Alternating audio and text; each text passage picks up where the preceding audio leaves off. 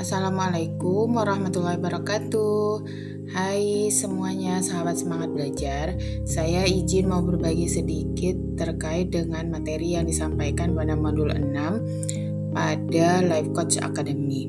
Jadi pada materi kali ini membahas terkait dengan productivity. Jadi hidup produktif tanpa stres berlebihan. Jadi yang akan dibahas di sini adalah bagaimana kita menjalani hidup yang produktif tanpa stres berlebihan dan juga fokus pada mindset yang tepat dan pendekatan yang seimbang.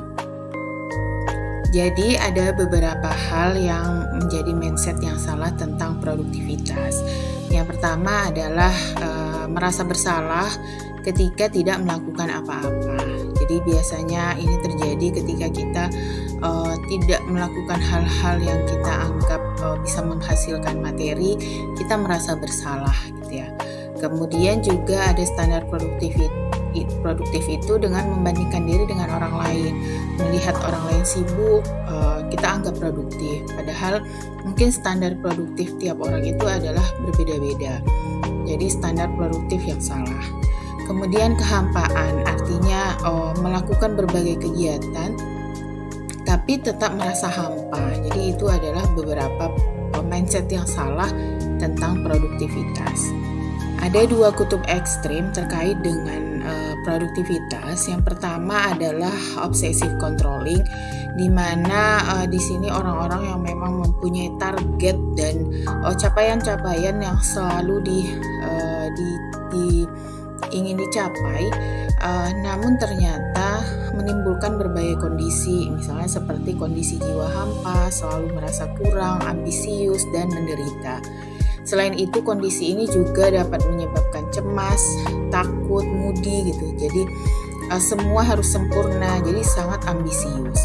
Namun di kutub ujung berseberangannya juga ada kutub yang mengatakan go with the flow, yang menyatakan bahwa berbagai ambisi-ambisi itu bisa merusak kepercayaan diri, merusak kebahagiaan, dan sampai pada orang-orang seperti ini adalah orang-orang yang percaya dengan go with flow ini adalah yang tidak ada target, santai, jalani saja kehidupan ini apa adanya gitu.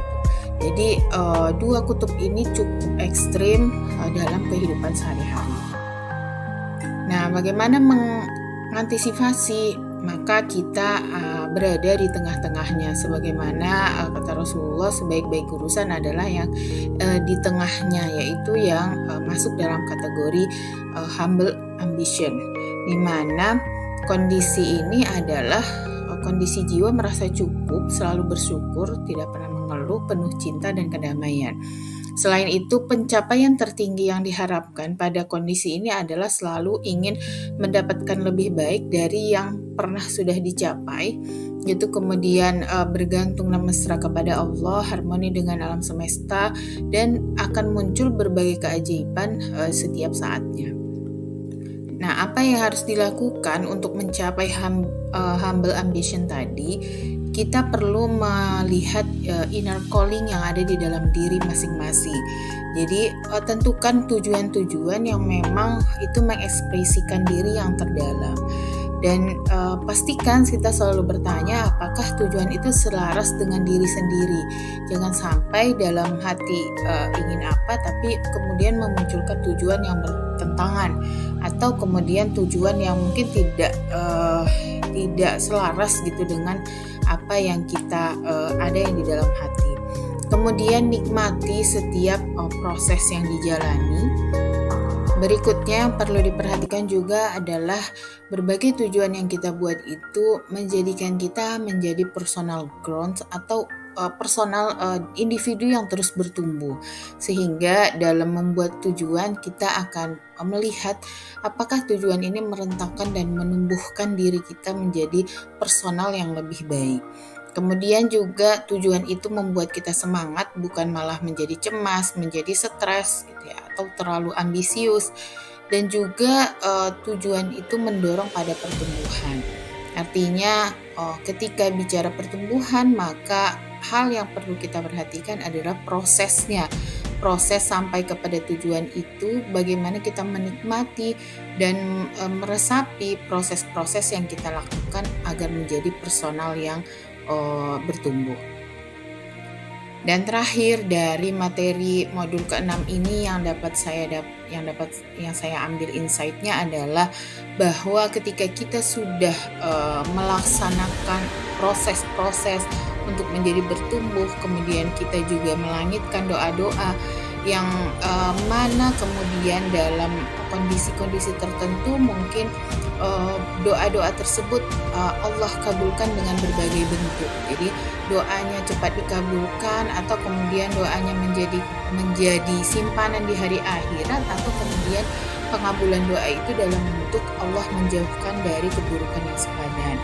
Sehingga dengan kita meyakini adanya jaminan dari sebuah doa, maka kita akan terus berikhtiar melakukan upaya-upaya untuk menjadi pribadi yang lebih baik, kemudian juga menikmati prosesnya, dan juga tetap berdoa dan bertawakal kepada Allah, maka kita akan menjadi terus berbaik sangka kepada Allah.